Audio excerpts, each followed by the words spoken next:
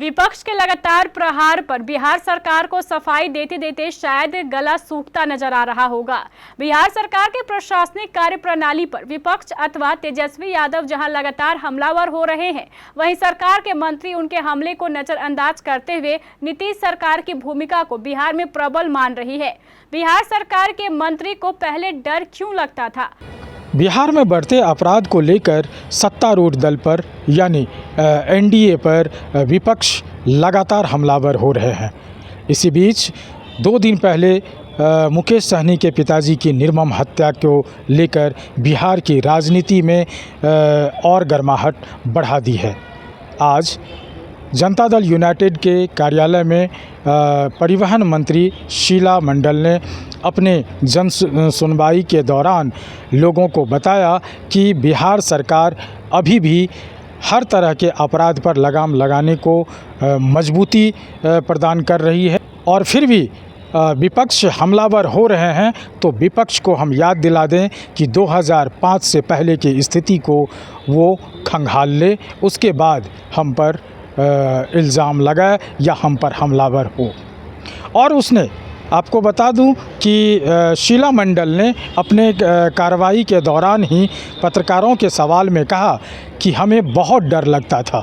अब किस बात का डर लगता था, ये शीला मंडल क्या बता रही है, ये जानने वाली बात है कि उनका कहना है कि पहले जंगल राज था और मैं भी घर से बाहर नहीं निकल सकती थी। सुनिए क्या कुछ कह रही है मंत्री शीला मंडल। निकल गया नहीं, ऐसा बात नहीं है। आप जो कह रहे हैं कि लॉ एंड ऑर्डर नहीं है, यहाँ रूल ऑफ लॉ है, कानून का राज है और ना हमारे नेता न किसी को बचाते न किसी को फंसाते हैं।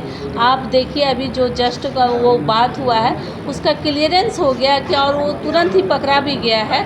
तो ऐसा नहीं है कि जो उस तरह का अपराध करता है तो बचता है, तुरंत उस पर एक्शन लिया जाता है। रिटायर्ड नेता और रिटायर्ड अधिकारी अब सिस्टम चला रहे हैं, इसलिए हाल। देखिए वो क्या कहते हैं इस पर नहीं समझने की बात है। अगर ऐसी बात है तो वो पहले अपने गिरेबान में सब लोग झांक करके देख ले।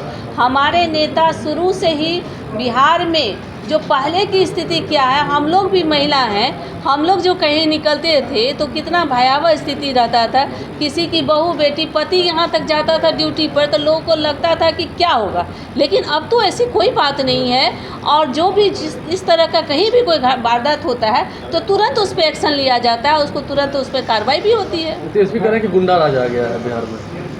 देखिए कौन क्या बोलता है उस पर हम कोई कटाक्ष नहीं करेंगे, ये अभी कहने से नहीं होता है। आप उसको देखिए कि पहले जो लोग इस तरह की बात करते हैं उनको पहले बोलिए कि अपने आप को देखना चाहिए। सब कुछ सामान्य है, कुछ भी गड़बड़ नहीं हो रही है।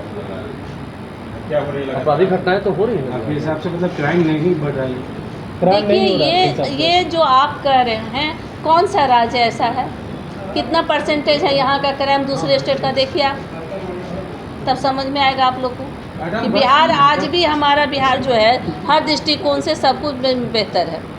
बस की दुर्घटना पर ऑथेंटिक कहाँ तक अपनी कार्रवाई हुई? जो बस की दुर्घटना हुई थी उन्नाव में, ये तो आपका बहुत पुराना सवाल है। और सुन लीजिए, आपको बता दें कि जो बस के बारे में आप लोग सब लोग कई वहाँ के बारे में बता रहे थे कि आपको बता दें कि वह बस यहाँ का नहीं था, यूपी का था। और यूपी के था, एक कोई गांव है वहाँ के व्यापारी वर्ग के लोग थे, उन्हीं का बस था और उनका सब चीज़ फेल था। प्रदूषण हुआ, परमिट हुआ, बीमा हुआ, सारा चीज़ उसका फेल था, जो कि उनको यूपी सरकार को देना था, उन लोग को देना था, न कि यहाँ से परमिट इशू हो रहा था। मुआवजा यहाँ बिहार सरकार को नहीं देना? नहीं, बिहार सरकार को देना है या नहीं देना है आपने पढ़ा नहीं? पेपर में तो आया ही था कि मुख्यमंत्री जी ने कहा है कि सब लोगों को 2-2 लाख रुपए तक की राशि दी जाएगी।